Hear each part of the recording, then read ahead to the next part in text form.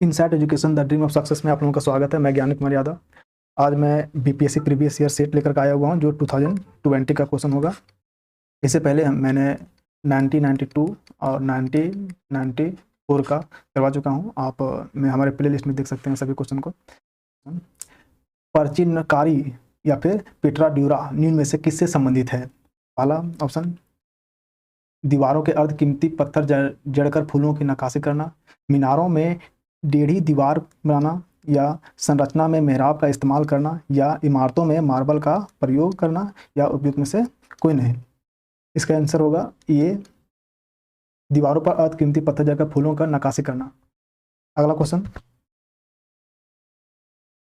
किस मुगल शासक ने चित्रकारी के लिए कारखाना बनवाए? हुमायूं, अकबर, जहांगीर, शाहजहां, या उपयुक्त में से कोई नहीं, या उपयुक्त में से एक से अधिक। इसका आंसर होगा अकबर। अकबर ने, मुगल शासक ने चित्रकारी के लिए कारखाना बनाया था। इसमें अगर देखा जाए तो मुगल काल में चित्रकला का विकास सबसे ज़्यादा अगर किसी काल में हुआ तो वो जहांगीर के काल में हुआ। लेकिन इसकी शुरुआत जो हुआ है वो कहीं ना कहीं बाबर से शुरुआत हुआ, उसके बाद हुमायूं से। लेकिन कोई भी मुगल शासक अकबर से पहले संस्थागत रूप से मुगल चित्रकारी को स्थापित नहीं कर पाया था, लेकिन अकबर के द्वारा इसे संस्थागत रूप से स्थापित किया गया। अगला क्वेश्चन, बंगाल में द्विशासन प्रणाली किसके द्वारा लागू की गई? Warren Hasting, William Bentinck, Robert Clive, Lord Curzon, या उपयुक्त में से कोई नहीं, या उपयुक्त में से एक से अधिक। इसका आंसर होगा लॉर्ड क्लाइव। लॉर्ड क्लाइव ने बंगाल में द्विशासन व्यवस्था को अपनाया था।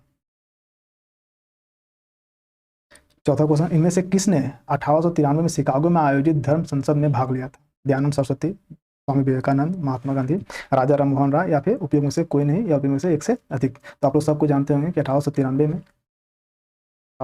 में स्वामी विवेकानंद ने शिकागो अमेरिका में जाकर विश्व धर्म सम्मेलन हो रहा था, वहाँ पर इन्होंने जाकर के भाषण दिया हुआ था। तो इसका आंसर होगा स्वामी विवेकानंद।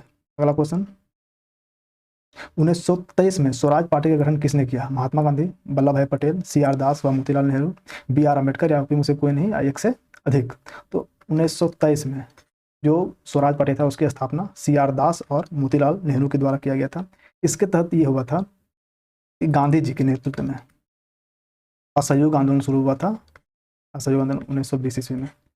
इस दौरान ये अंग्रेजों का विरोध कर रहे थे और 1922 ईस्वी में कहीं ना कहीं एक हिंसक घटना हुई जिसे चौरी चौरा कांड के नाम से जानते हैं, और उसके कारण महात्मा गांधी ने असहयोग आंदोलन जो था उसको वापस ले लिए थे। तो इस दौरान राजनीतिक इस समय राजनीतिक खालीपन आ गया था, और खालीपन को भरने के लिए CR दास और मोतीलाल नेहरू ने दोनों ने मिलकर के स्वराज पार्टी का गठन किया और इन्होंने चुनाव में भाग लेने का निर्णय लिया। अगला क्वेश्चन, प्रसिद्ध नाटक नील दर्पण जिसमें इंडिगो की खेती करने वाले किसानों के दमन का चित्रण किया गया है, की रचना किसने की? तो शरद चंद्र मुखर्जी चटर्जी, दूसरा रविन्द्रनाथ टैगोर, बरिंद्र घोष, या दीनबंधु मित्र, या उपयुक्त में से कोई नहीं है, एक से अधिक। इसका आंसर होगा दीनबंधु मित्र। दीनबंधु मित्र ने पुस्तक लिखा था नील दर्पण। अगला क्वेश्चन, 1960 का प्रसिद्ध वांडीवास का युद्ध अंग्रेजों द्वारा किसके खिलाफ लड़ा गया था? 1760 का वांडीवास का युद्ध फ्रांसीसियों के खिलाफ, स्पेन के खिलाफ, मैसूर के खिलाफ, या कार्नेटिक, उपयोग में से कोई नहीं, या एक से अधिक।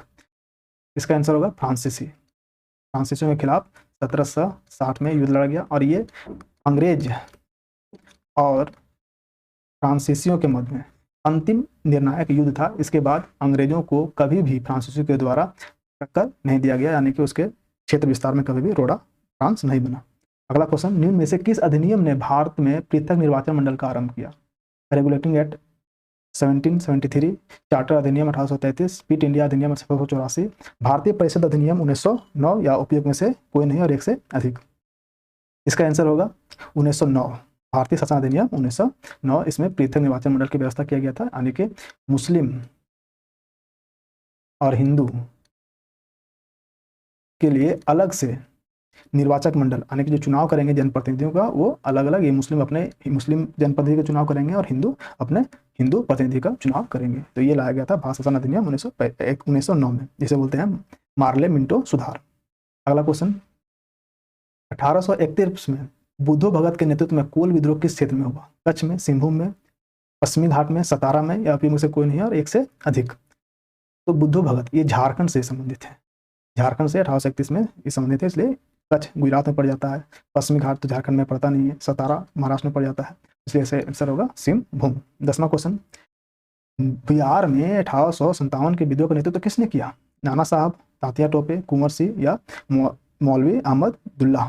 तो आप जानते होंगे नाना साहब बिहार में नहीं थे, तात्या टोपे भी बिहार में नहीं थे, लेकिन कुंवर सिंह बिहार से संबंधित थे और इन्होंने ही बिहार में 1857 के विद्रोह का नेतृत्व किया हुआ था बिहार में। अगला क्वेश्चन देखिए, चंपारण में इंडिगो के किसानों की दशा की ओर गांधी जी का ध्यान किसने आकर्षित किया? राजेंद्र प्रसाद, अनुग्रह नारायण सिंह, आचार्य कृपलानी या राजकुमार शुक्ला, या फिर उपयोग में से कोई नहीं और एक से अधिक? तो आप लोग सबको जानते हैं कि चंपारण सत्याग्रह के लिए राजकुमार शुक्ला जी ने गांधी जी को बिहार आने के लिए आमंत्रण दिए हुए थे, इसका आंसर होगा राजकुमार शुक्ला। अगला क्वेश्चन, प्राचीन महाजनपद मगध की प्रथम राजधानी कौन सी थी? पाटलिपुत्रा, वैशाली, चंपा या फिर यंग? तो मगध साम्राज्य की जो पहली राजधानी थी वो ना तो पाटलिपुत्र थी, ना ही वैशाली थी, ना ही चंपा थी और ना ही अंग था। इसकी राजधानी थे राजगृह, जिसे बोलते हैं राजगृह। इसका आंसर होगा ई। अगला क्वेश्चन, स्वामी सहजानंद निम्न में से किससे संबंधित थे? आप लोग बिहार से अगर होंगे तो बिहार में सबको स्वामी सहजानंद के विषय में जानते हैं कि इन्होंने बिहार में किसान आंदोलन के संबंधित बहुत ही महत्वपूर्ण कदम उठाए हुए थे और एक बहुत बड़ा संघर्ष किए हुए थे। तो बिहार में जनजातीय विद्रोह नहीं, मजदूर आंदोलन भी नहीं, बिहार जातीय आंदोलन भी नहीं, ये किसान आंदोलन था। अगला क्वेश्चन, निम्न में से कौन सा भारत में गांधी जी का प्रथम सत्याग्रह आंदोलन था जिसमें उन्होंने सविनय अवज्ञा का प्रयोग किया था? तो चंपारण, खेड़ा, अहमदाबाद या फिर रोलर सत्याग्रह, उपयोग में से कोई नहीं और एक से अधिक? तो भारत में गांधी जी का पहला आंदोलन जो हुआ था वो चंपारण हुआ था और यही गांधी जी ने सबसे पहला अपना सत्याग्रह आंदोलन शुरुआत किया था जिसमें सविनय अवज्ञा का आंदोलन प्रारंभ किए हुए थे। अगला क्वेश्चन, निम्न में से किस हड़प्पन नगर में जूते हुए खेतों का निशान मिला हुआ है? कालीबंगा, धौलावीरा, मोहनजोदड़ो, लोथर या उपयोग से कोई नहीं, उपयोग में से एक से अधिक? इसका आंसर होगा कालीबंगा। कालीबंगा में जूते हुए खेतों का साक्ष्य मिला हुआ है। अगला क्वेश्चन, त्रिरत्न या तीन रत्न जैसे सटीक ज्ञान, सच्चे आस्था और सटीक क्रिया निम्न में से किससे संबंधित है? बौद्ध धर्म से, हिंदू धर्म से, जैन धर्म से, ईसाई धर्म से या फिर उपयोग में से कोई नहीं या एक से अधिक? तो आप सबको जानते होंगे त्रिरत्न की जो संकल्पना है वो बौद्ध धर्म और जैन धर्म दोनों में है, लेकिन जिस सटीक ज्ञान, सच्ची आस्था और सटीक प्रतिक्रिया के विषय में बोला जा रहा है तो ये जैन धर्म का त्रिरत्न है, बौद्ध धर्म का त्रिरत्न ये नहीं है।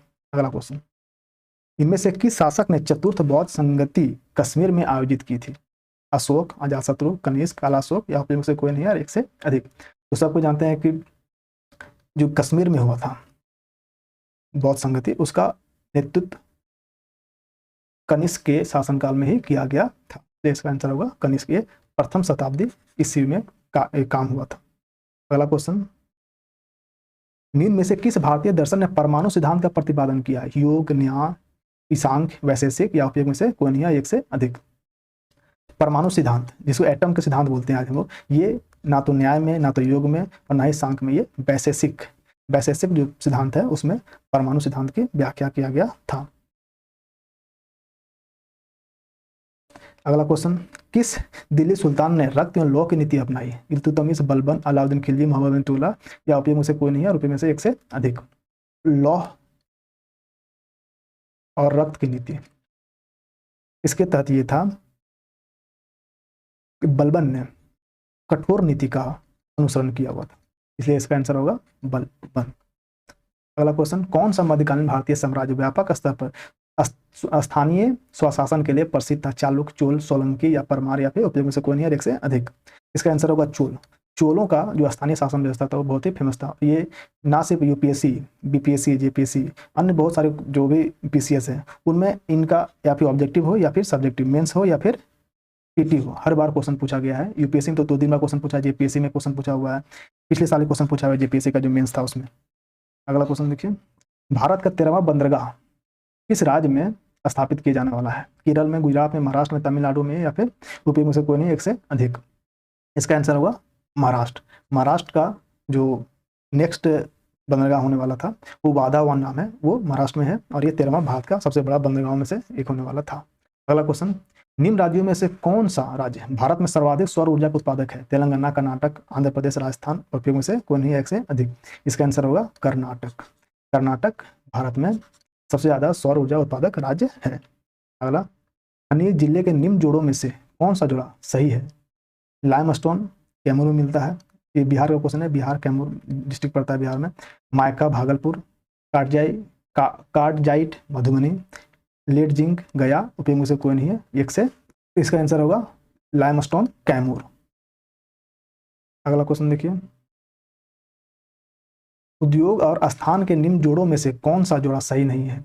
ऑयल रिफाइनरी बारौनी में, सीमेंट बंजारी में, फर्टिलाइजर भोराही में, रेल डिब्बा और अभियंत्रिकी भागलपुर में, या उपयोग में से कोई नहीं है और एक से अधिक।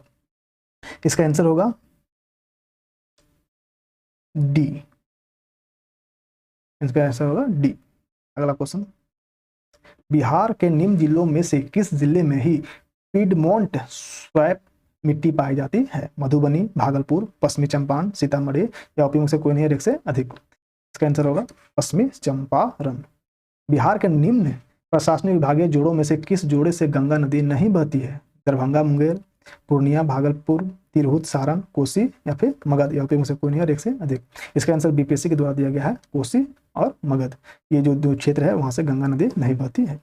अगला क्वेश्चन, जनजाति और जिले के निम्न जोड़ों में से कौन सा जोड़ा सही नहीं है? संथाल बांका में, मुंडा जमुई में, उरांव सुपौल में, खरवार भागलपुर में। इसका आंसर मुंडा जो है वो जमुई में नहीं पाया जाता है, मुंडा जनजाति जमुई में नहीं मिलते हैं।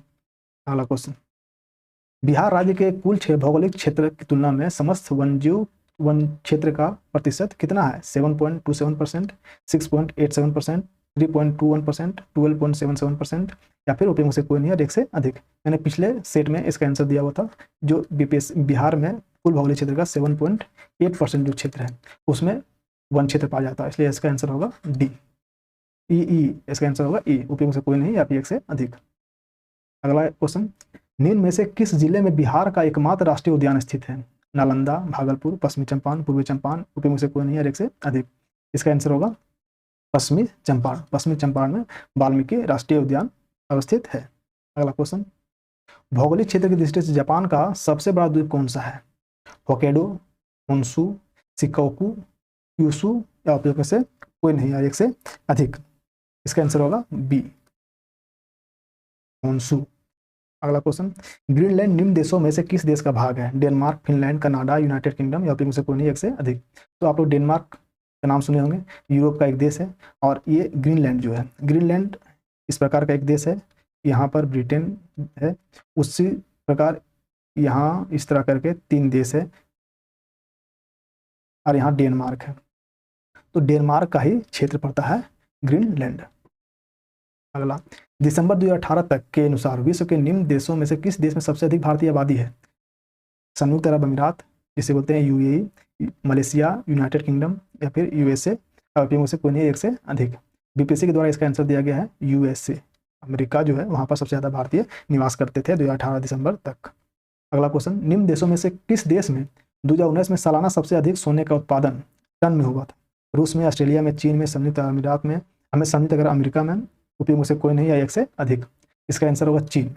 चीन में सबसे ज्यादा टन सोने का उत्पादन हुआ। अगला क्वेश्चन, निम्न में से किस महाद्वीप में सबसे अधिक देश हैं? यूरोप में, एशिया में, अफ्रीका में, उत्तरी अमेरिका में, उपयोग से कोई नहीं है, एक से अधिक। इसका आंसर होगा अफ्रीका। अफ्रीका देश में सबसे ज्यादा देश पाया जाता है। अगला, 2011 की जनगणना के अनुसार भारत के किस राज्य के आदिवासी की आबादी का प्रतिशत उसके कुल आबादी की तुलना में सबसे अधिक है?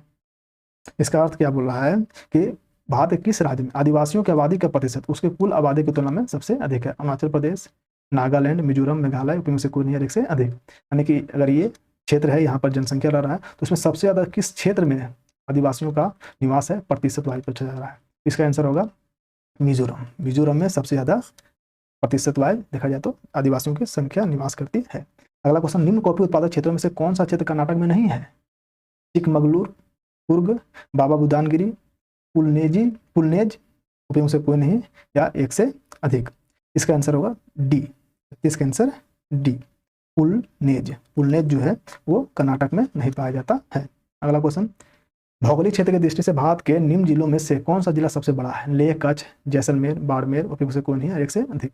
इसमें बहुत विवादित क्वेश्चन में आता है, क्योंकि लेह जो आंसर बीपीएससी का आंसर है वो लेह दिया हुआ है, लेकिन कच्छ ये अगर क्षेत्रफल वाइज विकिपीडिया में देखा जाए तो कच्छ सबसे बड़ा बता रहा है, बट बीपीएससी का आंसर लेह है। अगला क्वेश्चन, भारत के किस राज्य में वन जीव अभयारण्य सबसे अधिक संख्या में है? कर्नाटक में, तमिलनाडु में, महाराष्ट्र में, या मध्य प्रदेश में, या में से कोई नहीं है और एक से अधिक। इसका आंसर होगा महाराष्ट्र।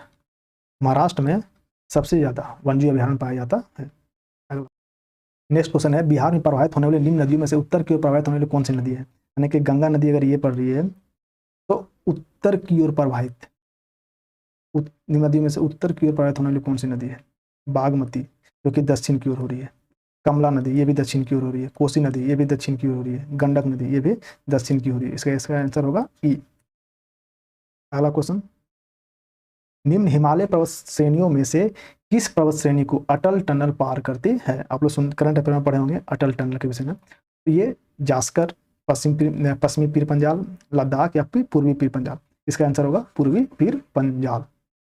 अगला क्वेश्चन, विधि का नियम या कानून का अधिराज्य का मतलब क्या है? सभी के लिए एक कानून और सभी के लिए एक न्याय क्षेत्र, सभी के लिए एक कानून और सभी के लिए एक राज्य, सभी के लिए एक राज्य और सभी के लिए एक न्यायतंत्र, या फिर एक के लिए सभी कानून और सभी के लिए न्याय तंत्र, या फिर मुझसे कोई नहीं और एक से अधिक। तो इसका आंसर ये होगा, सभी के लिए एक कानून और सभी के लिए न्याय क्षेत्र होना चाहिए। यह है कानून का अधिराज्य, कानून, रूल ऑफ लॉ। अगला क्वेश्चन, पंचायती राज संस्थाओं को 29 कार्यों की सूची किस अनुच्छेद के तहत दी गई? अनुच्छेद 243 एच, अनुच्छेद 243 ई, अनुच्छेद 243 एफ, अनुच्छेद 243 जी। इसका आंसर होगा अनुच्छेद 243 जी। अनुच्छेद 243 जी के तहत पंचायतों का जो विषय है 29 विषय उसका जिक्र किया गया है। अगला क्वेश्चन, नागरिकता संशोधन कानून कब पारित हुआ? 11 दिसंबर 1918, 11 दिसंबर 1919, 11 अक्टूबर 1919, 2019, या 11 अक्टूबर 2020, में से कौन है? इसका आंसर होगा 11 दिसंबर 2019।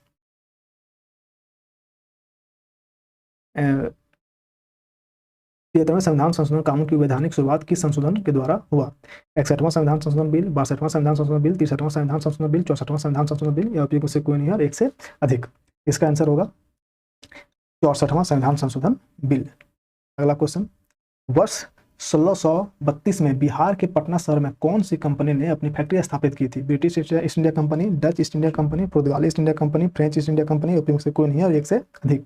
इसका आंसर होगा Dutch East India Company. Dutch East India company ने 1632 में बिहार में के पटना शहर में अपना फैक्ट्री स्थापित किया हुआ था। अंग्रेजों के द्वारा 1651 में पहला फैक्ट्री बिहार में स्थापित किया गया था। निम्न में से कौन सा विकेंद्रीकरण की वैशिष्ट नहीं है? विकेंद्रीकरण का अर्थ क्या हुआ? ये केंद्र सरकार है। केंद्र सरकार के द्वारा अपनी शक्तियों को कम करके और नीचे के जो संस्थाएं हैं उसे शक्तियां हस्तांतरित किया गया।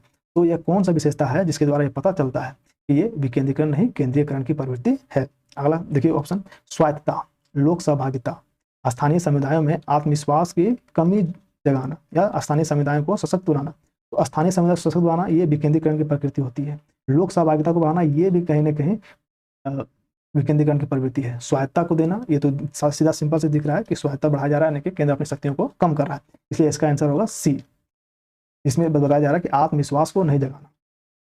अगला, ब्रिटिश शासनकाल में संविधान के विकास में कौन सा कानून ऐतिहासिक नहीं था? Regulating act 1773, charter act 1833, government of India act 1919, protection of civil rights act 1955, या में से कोई नहीं है और एक से अधिक। यहाँ दिख रहा है ये क्वेश्चन बोला कि ब्रिटिश काल में, यहाँ साफ दिख रहा है कि 1955 का जो कानून है वो ब्रिटिश काल में नहीं लाया गया, इसलिए इसका आंसर होगा डी। अगला नेक्स्ट क्वेश्चन, हाल ही में संसद की नई इमारत का निर्माण की बोली किसने जीत लिया? यानी कि अब आप लोग जान रहे होंगे कि सेंट्रल विस्टा प्रोजेक्ट पर काम किया जा रहा है, और ये सेंट्रल विस्टा कौन से कंपनी बना रहा है? L&T limited, Reliance projects limited, Tata projects limited, national highway authority of India, में से कोई नहीं और एक से अधिक। तो आप लोग जानते हैं टाटा प्रोजेक्ट्स जो है इन्होंने ये बोली जीता, और सेंट्रल विस्टा का निर्माण किया जा रहा है, जो अब नया संसद होगा। इसमें बहुत सारी सीटों का विस्तार किया जा रहा है ताकि 2026 ये सरकार इस संशोधन के द्वारा किया गया है कि 2026 तक भारत में किसी भी प्रकार का लोकसभा का सीट या राज्यसभा का सीट नहीं बढ़ाया जाएगा, लेकिन 2026 के बाद इसके सीट को बढ़ाया जा सकता है। उसी को ध्यान में रख के टाटा प्रोजेक्ट के द्वारा ये नई संसद का निर्माण किया जा रहा है। अगला क्वेश्चन, भारत के संविधान का कौन सा अनुच्छेद भारतीय निर्वाचन आयोग की स्थापना से संबंधित है? अनुच्छेद 324, अनुच्छेद 148, अनुच्छेद 342, अनुच्छेद 325, अपने से कोई नहीं, एक से अधिक। तो आप लोग संविधान पढ़े होंगे तो 324 में निर्वाचन आयोग की व्यवस्था की गई है और इसे शक्तियां प्रदान की गई है। और 25 जो है 325 है, उसमें बोला जाता है कि जो 25 वर्ष से ऊपर हो जा रहा है 18 वर्ष से ऊपर का जो व्यक्ति है वो वोट देने का अधिकारी हो जाते हैं।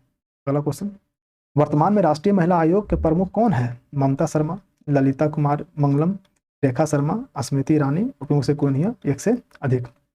ये क्वेश्चन 2020 का क्वेश्चन था, उसमें इसका आंसर रेखा शर्मा।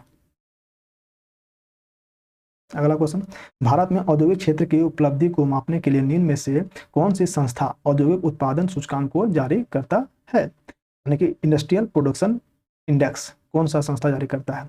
राष्ट्रीय प्रतिदर्शी सर्वेक्षण कार्यालय, या फिर भारतीय रिजर्व बैंक, केंद्रीय सांख्यिकी कार्यालय, या फिर भारतीय सांख्यिकी संस्थान, उपयोग से कोई नहीं और एक से अधिक। इसका आंसर केंद्रीय सांख्यिकी कार्यालय, केंद्रीय CSO जो है वो इंडस्ट्रियल प्रोडक्शन इंडेक्स का निर्माण करता है, उसे प्रकाशित करता है। व्यवसाय करने की सरलता पर 2020 की रिपोर्ट के अनुसार भारत ने अपने क्रम में सुधार किया है, जो है पहला विगत वर्षों के 77वें से 63वें स्थान पर, उसके बाद 130 से 60वां स्थान, 100 से 77वां स्थान, 77 से 67वां स्थान, उपयोग से कोई नहीं और एक से अधिक। अब तो आप लोग जाने होंगे ये 77 स्थान पहले था, उससे ये 63वां स्थान पर लाया गया था 2020 तक में। लेकिन ये जो जारी करता है वो वर्ल्ड बैंक जारी करता है, ईज ऑफ डूइंग बिजनेस को बोलते हैं। और अब चाइना पर आरोप लगाया जा रहा है या कई अन्य देशों पर आरोप लगाया जा रहा है कि ये जो अपने डाटा दे रहे थे वो कहीं ना कहीं गलत तरीके से डाटा दिया जा रहा था, इसलिए अब 2021 का जो वर्जन है वो अब प्रकाशित नहीं होगा। और इसके बाद अब वर्ल्ड बैंक बोला है कि अब ईज ऑफ डूइंग बिजनेस सूचकांक का प्रकाशित नहीं किया जाएगा। अगला क्वेश्चन, भारत के केंद्रीय बजट में संस्थागत कृषि साख का प्रभाव बढ़ाने के लिए वर्ष 2020-21 के लिए क्या साख लक्ष्य रखा गया है? यानी कि केंद्र सरकार का जो केंद्रीय बजट था 2020-21 के लिए, इसमें कृषि ऋण की व्यवस्था किया गया था, वो कितना था? तो 10 लाख करोड़, 17.5 लाख करोड़, 15 लाख करोड़, 16.5 लाख करोड़, उपयोग से कोई और एक से अधिक।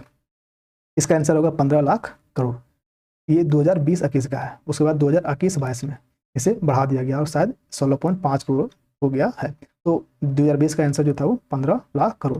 अब सोच रहे होंगे कि 15 लाख करोड़ रुपया कृषि क्षेत्र में ऋण दिया जा रहा है, लेकिन ये ऊपर ही दिख रहा है, लेकिन इसका अंदर में देखा जाए तो ये कृषक को नहीं दिया जा रहा है, ये दिया जा रहा है अधिकतर जो इसका भाग है वो दिया जा रहा है जो प्रोसेसिंग इंडस्ट्रीज जो हैं उनको दिया जा रहा है, और प्रोसेसिंग इंडस्ट्री को ही भारत सरकार कृषि का दर्जा दिया हुआ है। इसलिए इसका अधिकतर भाग लगभग इसे मान सकते हैं कि 70 से 80% के आसपास जो क्षेत्र भाग है 15 लाख करोड़ का, वो सब जा रहा है प्रोसेसिंग इंडस्ट्री को।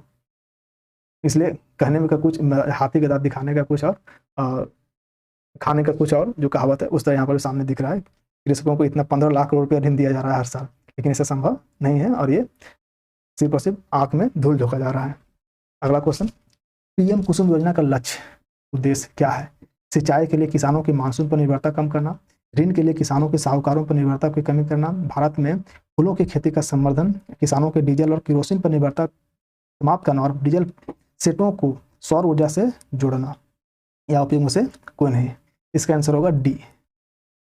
तो जो कुसुम योजना है, कुसुम योजना, इसके द्वारा क्या किया जा रहा है कि अगर किसान के पास खेत है और उसका अपना कुआं है या फिर बोरवेल है, इसमें सरकार के द्वारा लगभग 70% सब्सिडी दिया जा रहा है और बोला जा रहा है कि 30% आपको लगाना होगा, लेकिन 70% सरकार के द्वारा सब्सिडी दिया जा रहा है। और जो डीजल के द्वारा जो सिंचाई किया जा रहा है, अब उसके स्थान पर केंद्र सरकार द्वारा बोरवेल के लिए पैसा देगा। उसके बाद डीजल के स्थान पर अब सौर ऊर्जा संचालित पंप लगाया जाएगा, और अगर आप जितना उपयोग कर रहे हैं सौर ऊर्जा का, अगर आपके पास ऊर्जा बच जा रहा है तो आप इसे केंद्र सरकार को या फिर राज्य सरकार को, जो डिस्कॉम आपके यहाँ बिजली प्रोवाइड कर रहे हैं, उसको आप दोबारा बेच सकते हैं। तो ये सब व्यवस्था किया जा रहा है कुसुम योजना के तहत।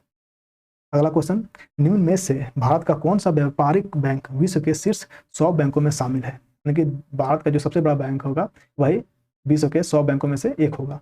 इसलिए इसका आंसर ICICI बैंक, भारतीय state bank, HDFC bank, Kotak Mahindra bank, में से कोई नहीं और एक से अधिक। इसका आंसर होगा भारतीय state bank of India, state bank of India जो है वो। अगला क्वेश्चन, भारत सरकार ने 2020-21 के बजट में एक नई योजना निर्भीक घोषित की है। अर्थव्यवस्था का निम्न में से कौन सा क्षेत्र इस योजना से लाभान्वित होगा? कृषि क्षेत्र, औद्योगिक क्षेत्र, स्वास्थ्य क्षेत्र, निर्यात क्षेत्र, इसमें से कोई नहीं है एक से अधिक। तो निर्भीक का जो लाया गया है सरकार के द्वारा वो निर्यात क्षेत्र को बढ़ाने के लिए ये योजना है। अगला क्वेश्चन, बिहार सरकार ने 1 अप्रैल 2019 से सार्वजनिक वित्तीय प्रबंधन प्रणाली शुरू की है। इस प्रणाली का क्या लक्ष्य है? तो राज्य में समस्त वित्तीय कार्यकलापों को ऑनलाइन तथा कागज रहित बनाना, बैंकों की एनपीए की समस्या को हल करना, राज्य परियोजनाओं के प्रभावी क्रियान्वयन को सुनिश्चित करना, स्थानीय निकाय सहित राज्य सरकार के वित्त का प्रबंधन करना, उपयोग से कोई नहीं और एक से अधिक। इसमें से एक से अधिक इसका आंसर है, इसलिए आंसर हो जाएगा ई। अगला, भारत सरकार ने 2 जनवरी 2020 को बिहार राज्य के कृषि कर्मण पुरस्कार प्रदान किया गया। यह पुरस्कार किस लिए दिया गया है? मक्का गेहूं के उत्पादन और उत्पादकता के लिए, खाद्यान्नों के उत्पादन के लिए, चावल के उत्पादन के लिए, तिलहन के उत्पादन के लिए, उपयोग से कोई नहीं और एक से अधिक। इसका आंसर होगा मक्का एवं गेहूं के उत्पादन और उत्पादकता को बढ़ावा देने के लिए बिहार सरकार को कृषि कर्मण पुरस्कार प्रदान किया गया था 2020 में। अगला क्वेश्चन, बिहार सरकार ने 2 अगस्त 2018 में एक नई योजना सतत जीविकोपार्जन योजना शुरू की। योजना का उद्देश्य क्या था? युवाओं को बेरोजगारी भत्ता देना, ग्रामीण क्षेत्रों में स्थानीय निकायों के माध्यम से रोजगार प्रदान करना, अत्यधिक गरीब परिवारों को सतत आय का सृजन करने वाली परिसंपत्तियां प्रदान करना, डी युवाओं में दक्षता की वृद्धि के लिए निःशुल्क प्रशिक्षण प्रदान करना, उपयुक्त में से कोई नहीं और एक से अधिक। इसका आंसर एक से अधिक होगा, इसलिए आंसर डी। बिहार सरकार के 7 निश्चयों में से कौन सा सम्मिलित नहीं है? महिला रोजगार देना ये है, साफ पानी व्यवस्था करना ये भी है, सभी परिवारों को बिजली की आपूर्ति ये भी है, बाल कल्याण ये 7 निश्चय योजना में नहीं था। अगला क्वेश्चन, बिहार की प्रति व्यक्ति शुद्ध राज्य घरेलू उत्पाद अस्थिर कीमतों पर देश की तुलना में कम है। 2018-19 के में यह क्या था? राष्ट्रीय औसत का 75%, राष्ट्रीय औसत का 60%, राष्ट्रीय औसत का 50%, राष्ट्रीय औसत का 33%। इसका आंसर होगा राष्ट्रीय औसत का 33%। बिहार सर्वे जो है, बिहार इकोनॉमिक सर्वे था, उसमें इसका वर्णन किया गया था और ये पूरा सेंटेंस यही था कि बिहार का जो राष्ट्रीय सकल घरेलू उत्पाद है और जो प्रति व्यक्ति आय है वो राष्ट्रीय औसत का 33% मात्र है। अगला क्वेश्चन, भारत में खाद्य प्रबंधन का निम्न में से कौन सा एक उद्देश्य नहीं है? खाद्यान्नों का वितरण, खाद्यान्नों की खरीद, खाद्यान्नों के बफर स्टॉक का रखरखाव, खाद्यान्नों का निर्यात, उत्पादक, उपयुक्त में से कोई नहीं और एक से अधिक। तो खाद्य प्रबंधन क्या करना है हमें? खाद्य प्रबंधन उद्देश्य नहीं है, तो ये खाद्यान्नों के निर्यात, ऑप्शन इसका आंसर होगा खाद्यान्नों का निर्यात करना। भारत के राजस्व घाटे से तात्पर्य है, भारत आने के राजस्व घाटे के विषय में बोल रहा है। इसका अर्थ हो गया कि केंद्र सरकार, कोई भी सरकार जितना खर्च कर रही है और जितना कमा रही है, इस बीच का जो अंतर है वो है राजकोष के घाटा। ये क्वेश्चन जेपीएससी का क्वेश्चन पूछ चुका है। इस 2020-21 में जो जेपीएससी क्वेश्चन है 7 जेपीएससी, उसमें भी इस क्वेश्चन को पूछा जा चुका है। भारत सरकार को अपने उन व्यय को वित्तपोषण के लिए उधार लेने की आवश्यकता है जो पूंजीगत परिसंपत्तियों को निर्माण करता है। भारत सरकार को अपने उन व्ययों के वित्तपोषण के लिए उधार लेने की आवश्यकता है जो पूंजीगत परिसंपत्तियों निर्माण नहीं करते हैं। भारत सरकार को भारतीय रिजर्व बैंक से सरकारी प्रतिनिधियों को बदले उधार लेने की आवश्यकता है। भारत सरकार को अंतर्राष्ट्रीय वित्तीय संस्थाओं से उधार लेने की आवश्यकता है। उपयोग से कोई नहीं और एक से अधिक। इसका आंसर होगा बी। भारत सरकार को अपने उन व्ययों के उत्पोषण के लिए उधार लेने की आवश्यकता है जो पूंजीगत परिसंपत्तियों का निर्माण नहीं करते हैं। यहाँ पूंजीगत परिसंपत्ति और राजस्व घाटा, राजकोषीय घाटा, पूंजीगत घाटा सभी विषय में जानना होगा। और यहाँ पर राजस्व घाटा के विषय में सिर्फ बात किया जा रहा। वर्ष 2020-21 में निम्न में से कौन सा देश भारत का सर्वाधिक व्यापारिक भागीदार वाला देश है? संयुक्त अरब अमेरिका, चीन, संयुक्त अरब अमीरात, सऊदी अरब, उपयोग से कोई नहीं और एक से अधिक। तो भारत जो सबसे ज्यादा व्यापार करता है यूएसए के साथ में, इससे पे 2017 के आसपास जो है सबसे बड़ा व्यापारिक साझेदार जो था वो चीन था, लेकिन उसके बाद यूएसए चीन को हस्तांतरित करके अपना स्थान स्थापित किया हुआ है। भारतमाला परियोजना से भारत के निम्न में से कौन सा इंफ्रास्ट्रक्चर क्षेत्र संबंधित है? भारतमाला परियोजना ये दूरसंचार क्षेत्र से है, रेलवे से है, सड़क इंफ्रास्ट्रक्चर से, बंदरगाह क्षेत्र से, या फिर उनसे कोई नहीं और एक से अधिक। ये सड़क इंफ्रास्ट्रक्चर से इसका नाता है। अगला क्वेश्चन, प्रसिद्ध गीत सरफरोशी की तमन्ना अब हमारे दिल में है का लेखक कौन है? आंसर सूर्यसेन, चंद्रशेखर आजाद, सरदार भगत सिंह, राम प्रसाद बिस्मिल, उपयोग में से कोई नहीं और एक से अधिक। हम लोग सब कुछ बचपन से पढ़ते आ रहे हैं, सरफरोशी की तमन्ना हमारे दिल में है, राम प्रसाद बिस्मिल ने, लेकिन ये आंसर इसका सही नहीं है। इन्होंने इस वाक्य का बहुत ही ज्यादा प्रयोग किए हुए थे, लेकिन इसका जो लेखक है, जो ये रचयिता है, वो है बिस्मिल आजिमाबादी, बिस्मिल आजिमाबादी, जो कि पटना के थे। इनका जन्म 1901 ईस्वी में हुआ था और राम प्रसाद बिस्मिल का जन्म शायद 1891 या 90 के आसपास हुआ था। तो ये दोनों में अंतर है, इसे 87 शायद है। राम प्रसाद बिस्मिल का जन्म 1887 है और बिस्मिल आजिमाबादी जो है 1901 में। इसका आंसर होगा ई। अगला क्वेश्चन, बंगाल विभाजन के प्रत्याघात के रूप में कौन सा आंदोलन शुरू किया गया था? यानी कि बंगाल विभाजन जो हुआ था उसके बाद कौन सा आंदोलन शुरुआत किया गया था? असहयोग आंदोलन, सविनय अवज्ञा आंदोलन, स्वदेशी आंदोलन, पूर्ण स्वराज आंदोलन, उपयोग में से कोई नहीं और एक से अधिक। इसका आंसर होगा स्वदेशी आंदोलन। स्वदेशी आंदोलन 1905 में। ये क्वेश्चन जेपीएससी क्वेश्चन पूछ चुका है इसको और उसमें वो अपना गलत ऑप्शन दिया हुआ था। अगला क्वेश्चन, इनमें से 1945-46 में दिल्ली में हुए INA के मुकदमों के पक्ष में पेश हुए वकील थे, यानी कि जो इंडियन नेशनल आर्मी, जो आज़ाद हिंद फौज जिसको बोलते हैं, उस पर केस हुआ था 1945 से 46 में। तो उसमें इसे वकील के रूप में कौन थे? राजेंद्र प्रसाद, भोला भाई देसाई, KM मुंशी, सरदार पटेल या उपयोग में से कौन है? इसका आंसर होगा भोला भाई देसाई। इन्होंने NIA के जो ऑफिसर थे उनके खिलाफ जो मुकदमा चला था उनके वकील के रूप में काम किए हुए थे। मैडम कामा ने भारत के त्रिरंगी स्वतंत्रता ध्वज को कहाँ फहराया था? पेरिस में, लंदन में, स्टुअर्ट गार्ड में, जिनेवा में, उपयोग में से कौन है और एक से अधिक? इसका आंसर होगा स्टुअर्ट गार्ड। स्टुअर्ट गार्ड इसका आंसर होगा। ये स्टुअर्ट गार्ड जर्मनी में पड़ता है। और यहाँ पर मैडम कामा के विषय में आप लोग जानते होंगे, ये इसे बोला जाता है भारत में स्वतंत्रता आंदोलन का माता, यानी कि जननी कौन है? मैडम कामा। इन्होंने ही सबसे पहले विदेशों में भारतीय जो तिरंगा झंडा है उसको फैलाया हुआ था। अगला क्वेश्चन, निम्न में से कौन सी जोड़ी सही है? विनोबा भावे, इन्होंने ये द्वितीय व्यक्तिगत सत्याग्रही थे। व्यक्तिगत सत्याग्रह, व्यक्तिगत सत्याग्रह ये 1940 में महात्मा गांधी के द्वारा चलाया गया था और ये द्वितीय सत्याग्रही नहीं थे, ये प्रथम सत्याग्रही थे। द्वितीय सत्याग्रही पंडित जवाहरलाल नेहरू थे। CR दास, इसे देशबंधु कहा जाता है, एकदम सही है। विलियम बेडर्स 1907 के कांग्रेस सभापति, ये गलत है। श्यामा प्रसाद वर्मा पेरिस में इंडिया हाउस के संस्थापक, ये पेरिस में नहीं, इन्होंने लंदन में इंडिया हाउस का स्थापना किया हुआ था, इसलिए आंसर होगा बी। CR दास जो है उन्हें देशबंधु के नाम से भी जाना जाता है और CR दास जो है इन्हीं को सुभाष चंद्र बोस का राजनीतिक गुरु की संज्ञा दी जाती है। अगला क्वेश्चन, भारतीय राष्ट्रीय कांग्रेस द्वारा किस दिन को पूर्ण स्वराज दिवस घोषित किया गया था? पूर्ण स्वराज का दिवस कब घोषित किया गया था? 26 जनवरी 1930, 15 अगस्त 1947, 30 जनवरी 1948, 31 दिसंबर 1950, उपयोग में से कोई नहीं और एक से अधिक। इसका आंसर होगा 26 जनवरी 1930 और इसे 26 जनवरी को ही ध्यान में रख करके आज हम ये इसमें प्रथम स्वतंत्रता आंदोलन की घोषणा किया गया था 26 जनवरी 1930 को और ये प्रथम स्वतंत्रता संग्राम मनाया गया था भारत में।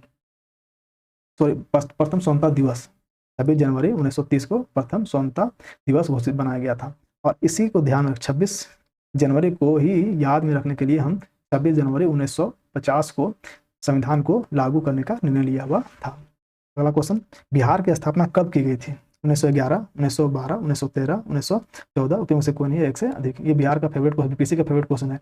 ये लगभग 5 साल का क्वेश्चन पूछ चुका है। बिहार की स्थापना 1912 में किया गया था।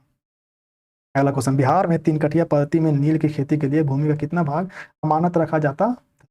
हमने पिछला जो सेट किया हुआ है उसमें इसका जिक्र किया हुआ था, लेकिन एडिटिंग के कारण कट गया था। ये एक भूमि का टुकड़ा है, इसे 3 कठिया व्यवस्था के अंतर्गत क्या था कि इस भूमि का 20 टुकड़ा कर दिया जाएगा, ठीक है, और इसका 3 टुकड़ा जो है उसमें जबरदस्ती नील की खेती करना था। इसी व्यवस्था को 3 कठिया व्यवस्था कहा जाता था। इसमें 3/20 का क्षेत्र है उसमें नील खेती किया जाता था। अगला क्वेश्चन, बिहार के प्रथम मुख्यमंत्री कौन थे? श्री कृष्ण सिंह, सत्यपाल मलिक, नीतीश कुमार, राबड़ी देवी, मुझसे कोई नहीं और एक से अधिक। उसका आंसर सबको आप लोग जानते होंगे, कृष्ण सिंह जो है वो बिहार के प्रथम मुख्यमंत्री थे। बिहार में कांग्रेस का प्रथम अधिवेशन कहाँ किया गया था? पटना में, गया में, मुजफ्फरपुर में, दरभंगा में, उपयोग से कोई नहीं और एक से अधिक। 1912 ईस्वी में, जो कि कांग्रेस का 27वां या फिर 28वां अधिवेशन था, जो पटना के बख्तियारपुर में किया गया था। इसका आंसर होगा बख्तियारपुर। गया में भी हुआ था लेकिन ये 1922 में हुआ था। अगला क्वेश्चन, जयप्रकाश नारायण को कौन सी उपाधि दी गई थी? प्रजा हितेच्छु, लोकनायक, लोकमान्य, राष्ट्र नायक या उपयोग से कोई नहीं और एक से अधिक। तो जयप्रकाश नारायण को लोकनायक का उपाधि दिया गया था। लोकमान्य तो जानते हैं, तिलक को लोकमान्य का उपाधि दिया गया था।